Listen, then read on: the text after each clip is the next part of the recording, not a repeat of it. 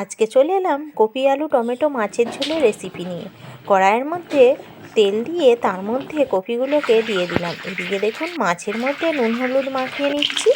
কপিগুলো আমার ভাজা হয়ে গেছে, এবার তুলে রেখে দেব। ওই তেলের মধ্যেই আমি আলু কাটাগুলোকে দিয়ে দেব, ভেজে নেব। এবার দেখুন মাছগুলোকে আমি ভালো করে এপিট ওপিট করে মশলা মাখিয়ে নেব। মশলা মাখানো হয়ে গেলে ওই তেলের মধ্যেই আমি মাছগুলোকেও দিয়ে দেব। দেওয়া হয়ে গেছে। এবার দেখুন কড়াই বসিয়ে কড়াইয়ের মধ্যে সর্ষের তেল দিয়ে পেঁয়াজ কাটা দিয়ে আমি মশলাটাকে বানিয়ে নেব।